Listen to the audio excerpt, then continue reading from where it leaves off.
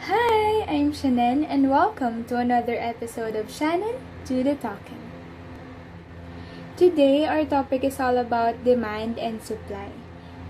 Let's start by knowing what is quantity demanded. Quantity demanded depends on certain factors, and this would be the price and the non-price factors. The relationship between the quantity demanded and the price is what we call the law of demand. Law of demand states that if the own price of commodity rises, then the quantity demanded decreases.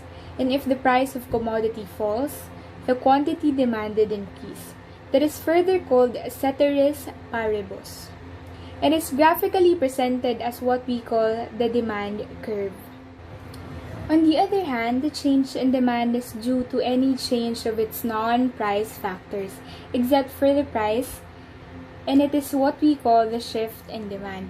And these non-price factors are the consumer taste and preferences, price of related goods, and the next one we have the consumer's income. Another non-price factor is the number of buyers, and the last one would be the expectation of future price.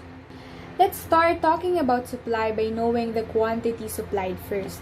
So quantity supplied depends on two sets of factors. These two factors are the price factor and the non-price factor. The relationship of quantity supplied and the price of commodity is what we call the law of supply. It states that if the price rises, the quantity supplied rises, and if the price goes down, the quantity supplied decreases. It is a form of direct relationship between the price and the quantity supplied of commodity, and there will be no change in the non-price factors. It is graphically presented as supply curve, and this typically the upward sloping one. The relationship between the demand and non-price factors is what we call shift in demand. These non-price factors are the technology used to produce the food, cost of input, expectation of future price, and number of firms in the market. The next thing we'll talk about is the market. Market is where the economic agent interacts. Buyers agree with the sellers, or equilibrium on the other hand is a point of interaction of the demand and supply, where there is moving away from the equilibrium towards upward direction. It is when the quantity supplied is greater than the quantity demanded.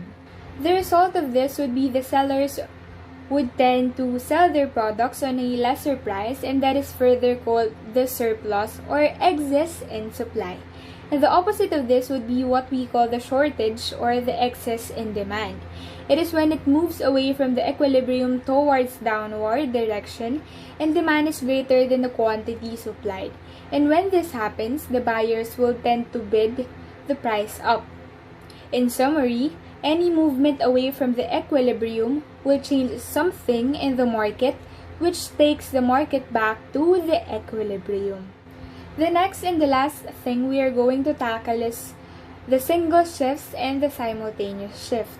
In the single shift, we have four different cases, namely the demand increase caused by the non-price factors, the demand decrease caused also by the non-price factors, both equilibrium quantity and price change in the same direction as the direction of the demand curve.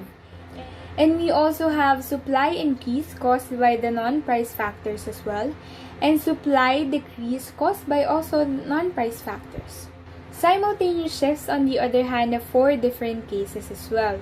The first one would be demand increase and supply increase. The second one would be demand increase and supply decrease.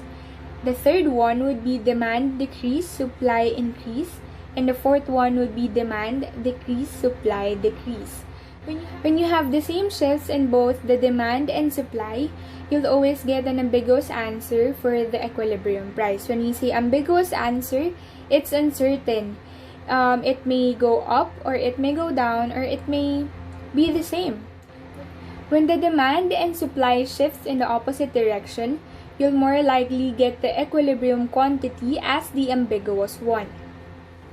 The demand and supply is a big help for us to know in the future what causes certain change in our field of work. So that's it. That's quite a lot to take in, right? but I really hope you absorb some of the important things about this. Again, I am Shannon and this has been another episode of Shannon Do the Talking.